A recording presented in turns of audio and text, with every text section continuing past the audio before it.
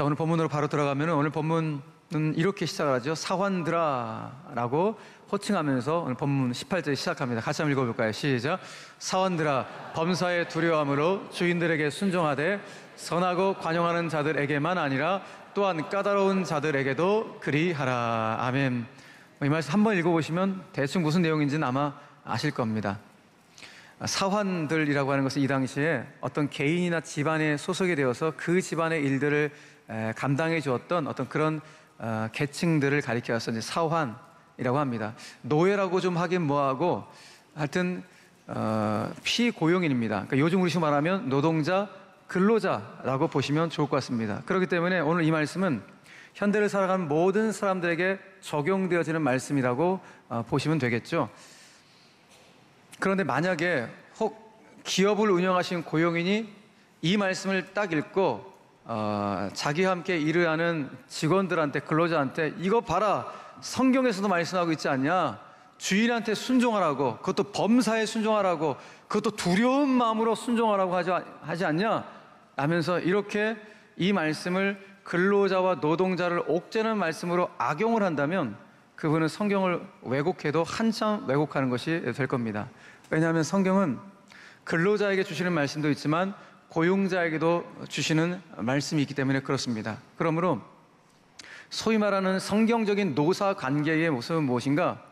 서로가 서로를 이해하고 이해함으로 아낌과 존중의 모습이 있는 것이 기독교적 노사 관계의 모습임을 알 수가 있습니다. 자, 그런데 오늘 제가 오늘 본문에서 주목하게 된 부분은 이 부분이 아니라 우리가 일터에서든 우리의 삶의 자리에서든 사람 때문에 고난을 받기도 하고 일 때문에 어려움을 겪기도 하고 아무튼 인생 살아가면서 여러 가지 어려움을 겪게 돼요. 그래서 소위 이제 고난이라고 그러는데 우리에게 어떤 고난이 있는지 본문이 우리에게 말씀해 주고 있는데, 자, 오늘 본문 말씀 한번 볼까요? 19절 20절 말씀인데요.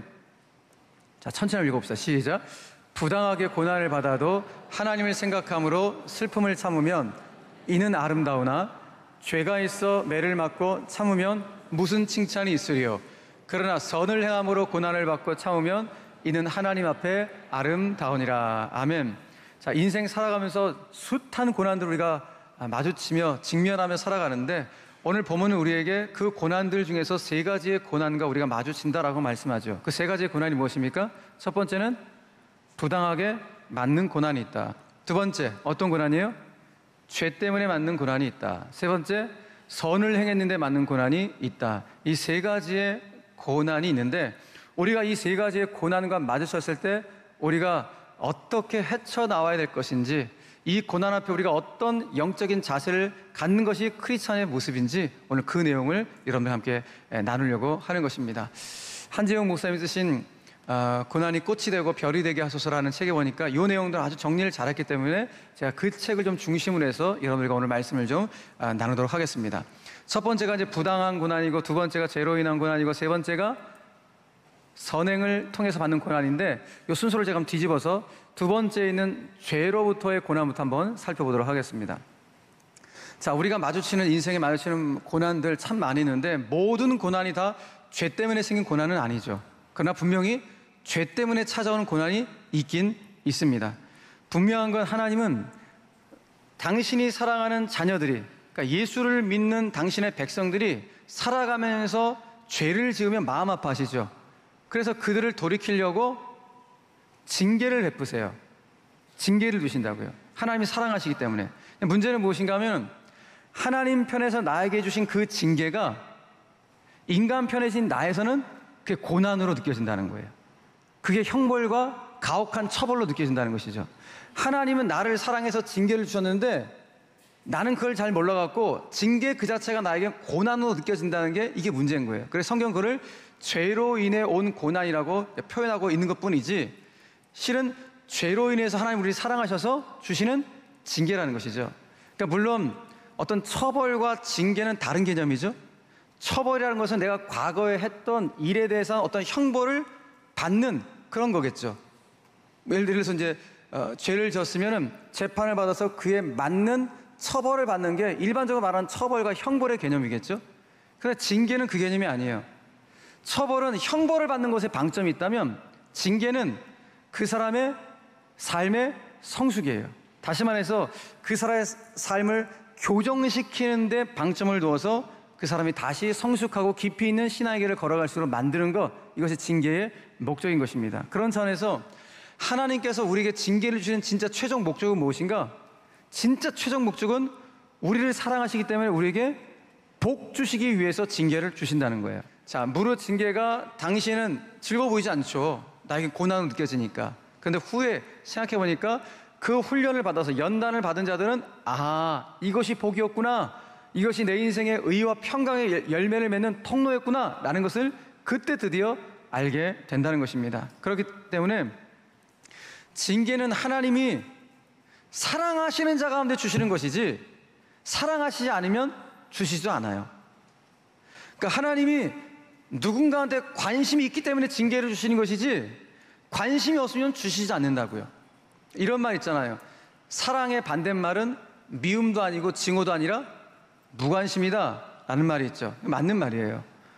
여러분, 하나님이 우리를 사랑하시니까 징계 주신다니까요. 사랑하시지 않으면 징계를 주시지 않는데요. 자, 그래서 성경 이렇게 말씀하고 있어요. 히브리서 12장 6절 말씀 같이 읽어봅시다. 시작. 주께서 그 사랑하시는 자를 징계하시고 그가 받아들이시는 아들마다 채찍질 하심이라 하였으니. 아멘. 자, 결국 죄를 지으면 그에 맞는 형벌이 오는 것이 아니라 예수 믿는 사람들과는 하나님 나를 사랑하셔서 징계를 주신다는 거예요. 근데 내가 어리석으면 그 징계를 고난으로 생각한다는 것이죠. 처벌로, 형벌로 생각한다는 거예요. 근데 하나님 입장에서는 그 처벌도 형벌도 아니고 고난도 아니라 네가 죄를 지어서 너를 다시 나에게로 돌이키기 위한 그런 징계야. 내가 너를 사랑하기 때문에 주는 거야. 그러므로 죄로 인해서 나에게 고난이 찾아왔다고 생각한다면 거기서부터 벗어나는 길은 딱 한 가지밖에 없어요. 그 죄를 하나님 앞에 철저히 회개하는 것. 이것이 바로 죄로 인한 고난과 마주쳤을 때 우리 성도들이 보여야 될 가장 중요한 자세임을 성경이 말씀해주고 있는 것입니다. 그러므로 죄로 인한 고난을 달리 표현하면 어떻게 표현할 수 있는가? 회개해야 할 고난이라고 표현할 수 있겠죠. 따라해 볼까요? 죄로 인한 고난은 회개해야 할 고난이다. 아멘이세요? 네. 그러므로 이게 너무나 중요해요.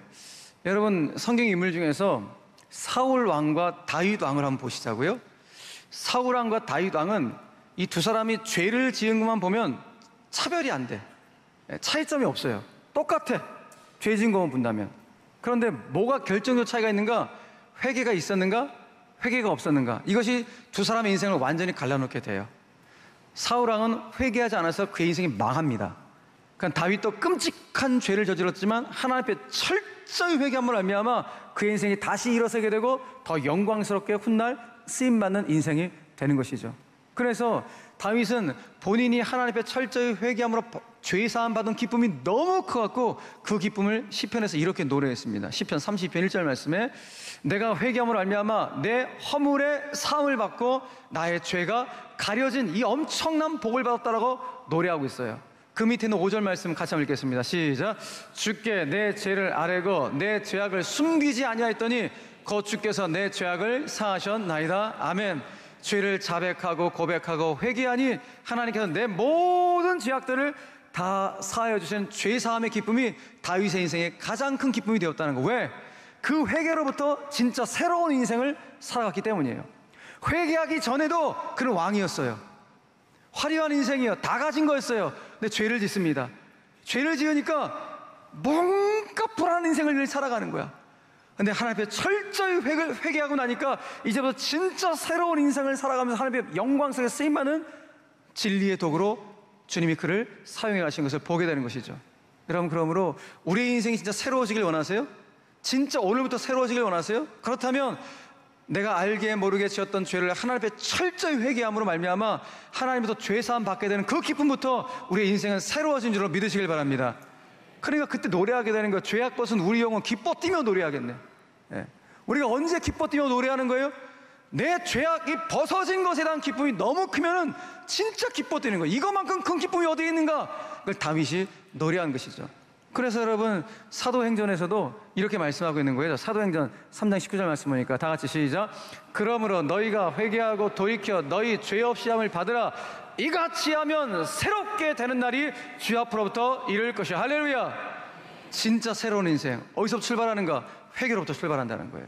저는 바라기 오늘 혹여라도 내 지금 고난이 혹 죄 때문에 온 것이 아닌가라고 그렇게 생각하며 기도하는 분들이 있다면은 일단 그 고난이라고 생각하지 마시고 하나님 나를 사랑하셔서 징계를 주시겠구나. 여기서부터 내가 벗어날 수 있는 길은 회개하는 것이구나. 내가 정말 하나님의 철저히 회개해야지. 이렇게 회개를 통하여서 여러분의 삶이 다시 한번 새로워지고 일어설 수 있는 이와 같은 은혜를 누리게 되기를 주님의 이름으로 간절히 축원합니다. 자, 두 번째 성경이 말씀하는 고난은 무엇인가 하면 내가 선을 행했는데 선을 행한 것 때문에 고난을 받는 케이스. 아니 착한 일을 했는데 특별히 하나님 앞에서 영광스러운 착한 일을 했는데 그것 때문에 고난을 받게 되는 것, 이런 것도 아마 받는 분들이 꽤 많이 계시죠. 그러니까 이와 같은 고난은 세상 일을 선택했기 때문에 받는 고난이 아니라 하나님의 길을 선택했기 때문에 받게 되는 고난이라 할 수 있겠죠. 그러니까 이와 같은 고난은 할 수 없어서 당하게 되는 고난이 아니라 본인이 피할 수도 있어요. 피할 수 있음에도 불구하고 내 신앙을 지키기 위해서 받는 고난, 진리를 사수하기 위해서 받는 고난, 내 교회를 사수하기 지키기 위해서 받게 되는 이와 같은 고난, 이것이 선을 행함으로 받는 고난이다 라고 말할 수 있을 겁니다. 그러니까 자발적으로 고난의 행군에 참여하는 것이죠. 그래서 이와 같은 경우도 이제 박해를 받는다고 성경이 말씀하고 있거든요. 자, 디모데후서 말씀하니까 이렇게 말씀하고 있어요. 무릇 그리스도 예수 안에서 경건하게 살고자 하는 자는 무엇을 받으리라? 박해를 받으리라. 경건하게 살지 말아야겠다, 이렇게 다짐하시면 안 됩니다. 그 경건, 하나님과 동행하는 이것을 지키려고 몸부림칠 때 세상은 그걸 미워하니까 세상으로부터 박해가 찾아온다는 것이죠. 예수님도 말씀하셨습니다. 마태복음 5장에서 같이 한번 읽겠습니다. 시작. 의를 위하여 박해를 받은 자는 복이 있나니 천국이 그들의 것임이라. 의를 위하여, 진리를 위하여, 신앙을 위하여, 예수를 위하여 내 인생 걸어가겠다 라고 했을 때 때때로 고난도 우리에게 찾아오게 된다는 것입니다. 여러분, 그렇기 때문에 이렇게 의를 위하여서, 신앙을 위하여서, 진리를 위하여서, 교회를 위하여서, 경건을 위해서 그거를 지키려고 하다가 내가 뭔가 고난을 받게 된다면 이건 하나님 앞에서 영광스러운 고난이라고 말할 수 있을 겁니다. 그냥 받게 되는 징계가 아니라 영광스러운 고난이에요. 그런데 중요한 건 이런 영광스러운 고난 아무나 받는 게 아니라는 거예요. 여러분 이 고난 안 받고 싶겠지만 그래도 이 영광스러운 아무나 받는 게 아니에요. 누가 받는 것인가? 하나님이 허락하신 사람만 이 영광스러운 고난을 받을 수 있어요. 그래서 진짜 이 영광스러운 고난을 받으면 자발적 고난의 행군을 들어가서 이 영광스러운 고난 가운데 있는 분들은 오히려 이 고난을 기뻐하는 분들이에요. 내가 하나님의 허락을 받아서 이런 고난이 나에게 찾아왔구나 라고 생각하기 때문이에요.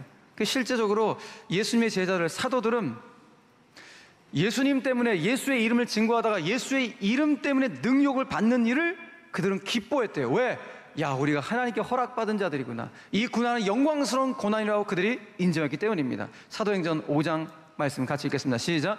사도들은 그 이름을 위하여 능욕받는 일에 합당한 자로 여기심을 기뻐하면서 공의 앞을 떠나니라. 아멘. 여러분, 이게 가능할까요? 우리 인생 속에서? 네.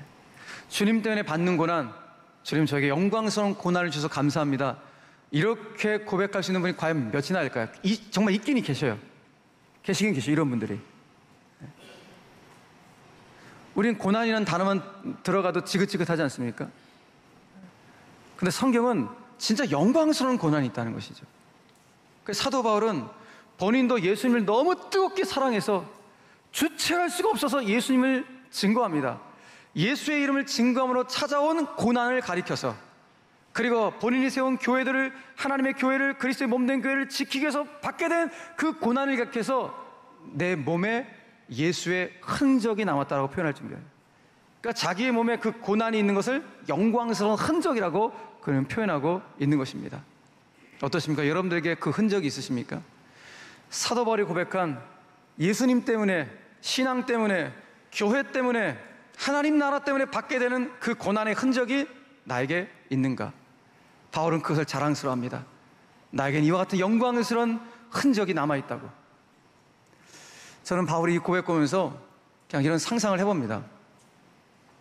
만약에 우리들 중에서 사도 바울처럼 제자들처럼 예수의 이름을 위하여, 신앙 때문에, 의를 위하여, 교회를 위하여, 아무튼 선을 행함으로 말미암아 고난 받았다고요. 이 고난 받은 것을 우리 인생에서 믿음으로 묵묵하게 이겨 참아내다가 결국 하나님 나라에 들어갔어요. 네.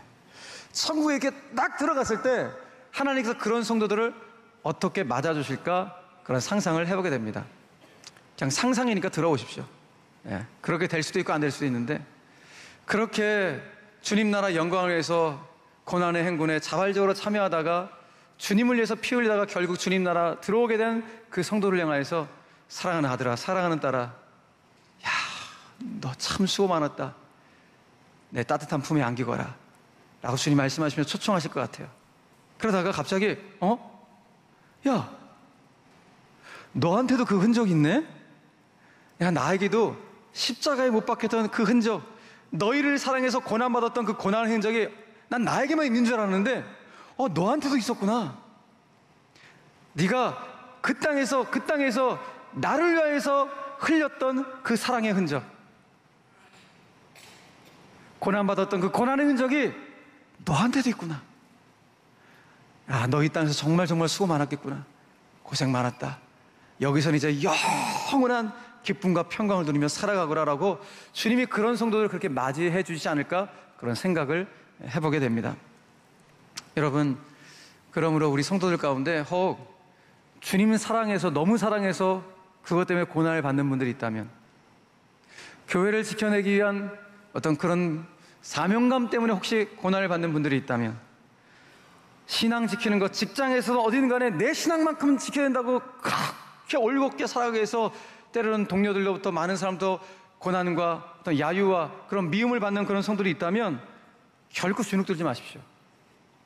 왜냐하면 그 고난은 하나님 앞에서만큼은 아름다운 일이기 때문에 그렇습니다. 그래서 오늘 본문에 이렇게 말씀합니다. 자, 오늘 본문 말씀 다시 한번 읽어볼까요? 자, 시작. 그러나 선을 행함으로 고난을 받고 참으면 이는 하나님 앞에 아름다우니라. 믿으시면 아멘. 자, 성경에 보니까 이 아름답다라는 구절에 2번 이렇게 하고 그 각주에 뭐라고 표현되어 있습니까? 성경에? 은혜라고 표현되어 있죠. 그러니까 이렇게 선을 행함으로 받는 고난에는 무엇이 있다는 거예요? 하나님의 특별한 은혜가 있다는 거예요. 예. 하나님 그냥 안 놔두시고 이 영광스러운 고난을 받는 자들 가운데는 당신이 예비하신 특별한 은혜를 반드시 준비하고 있다는 것입니다. 그러니 이 영광스러운 고난도 견딘다는 거 여간 어려운 일이 아니죠. 그러나 그것을 믿음으로 참고 견뎌 이겨내면 반드시 하나님께서 예비하신 특별 은혜가 있다는 사실을 우리는 기억해야 한다는 것입니다. 그러므로 두 번째 고난인 선을 행함으로 만나게 되는 이 고난을 정리해보면, 아, 이 고난은 영광스러운 고난이구나, 하나님 앞에서 아름다운 고난이구나, 특별히 하나님 나를 위해서 특별한 은혜를 예비해 놓고 계시는 고난이구나 라는 것을 깨닫게 됩니다.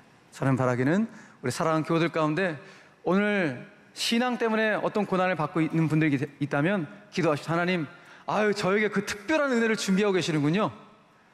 저에게 영광스러운 일들을 준비하고 계시는군요. 이런 믿음을 담아서 하나님 앞에 오히려 감사하시고 그 고난을 믿음으로 묵묵하게 이겨내 승리할 수 있는 우리 모든 성도들 다 되시기를 주 예수 그리스도의 이름으로 간절히 축원합니다. 마지막 세 번째로, 첫 번째 있었던 고난입니다. 그것은 부당한 고난이었습니다.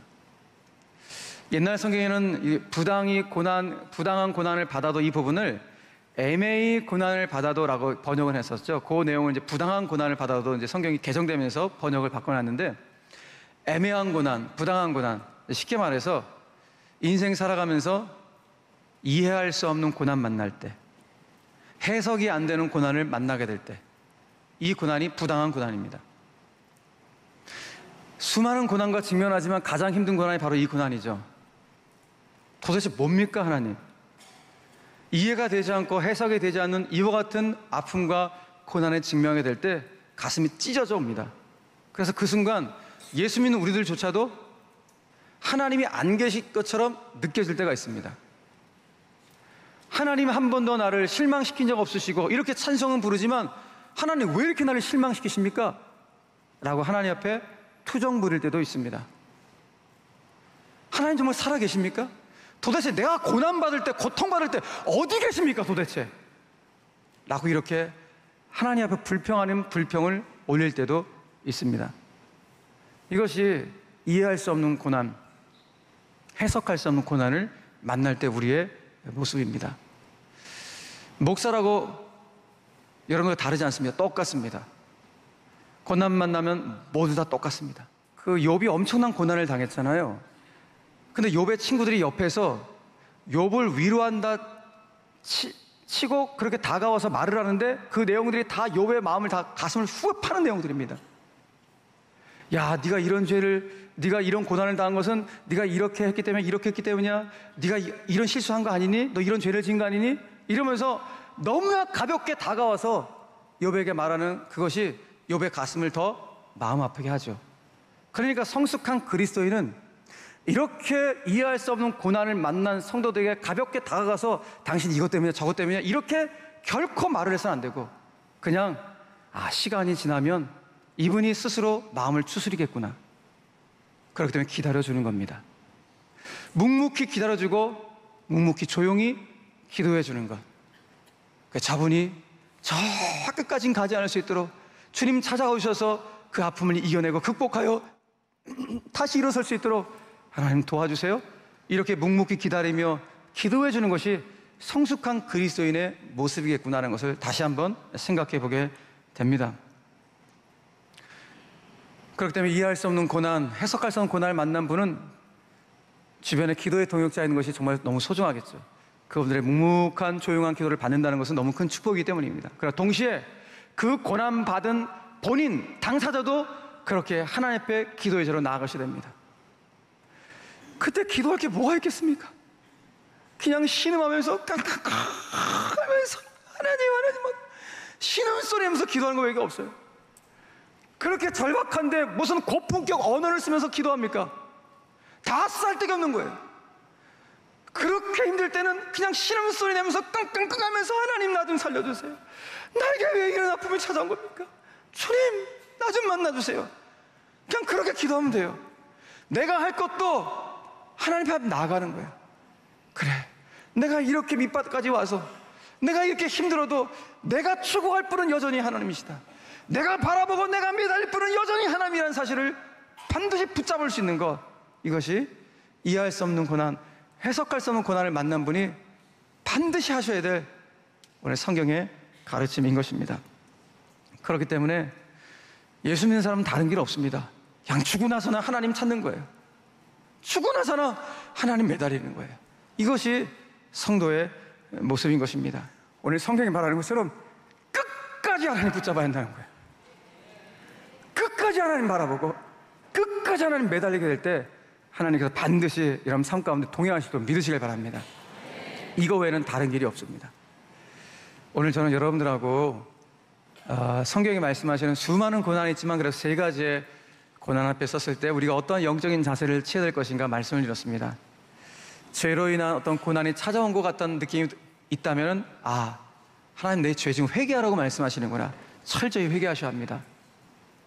내가 이렇게 하나님 앞에서 선을 행하는데 신앙시키려고 하는데 고난이 찾아왔구나, 이건 영광스러운 고난이야, 이건 하나님 앞에 아름다운 고난이야, 하나님의 특별한 은혜가 나타날 고난이야 생각하시면서 특별한 은혜를 사모하십시오.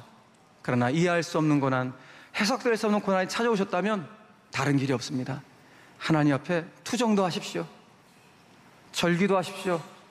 불평도 해보십시오. 괜찮습니다. 그러나 하나님만은 놓치지 마십시오. 그 하나님 앞에 끝까지 바라보시고, 제가 누누이 말씀드리지만 정상적인 나침판, 고장나지 않은 나침판은 그 침이 계속 흔들린다 그랬잖아요. 그러나 그 시선은 항상 북쪽을 바라봅니다. 이게 고장나지 않은 나침판입니다. 우리 인생 마찬가지입니다. 인생 살아가면서 흔들리지 않는 사람이 어디 있겠습니까? 다 흔들리면 살아갑니다. 그러나 크게 흔들리지 않는 것은 내 안에 하나님이 계실 때입니다. 내 안에 영원히 변치 않는 그 하나님을 모시게 될 때 크게 흔들리진 않아요. 그럴 때 우리의 삶의 중심, 나의 삶의 시선을 우리 인생의 북극성 되시는 주님께 고정시키는 게 가장 중요합니다. 우리 끝까지 우리 인생의 북극성 되시는 주님을 놓치지 맙시다. 우리의 삶의 선을 주님께 올려드리면서 그 주님과 일평생 이 믿음의 길 경주해 갈 수 있는 우리 모든 성도들 다 되시기를 주 예수 그리스도 이름으로 간절히 축원합니다.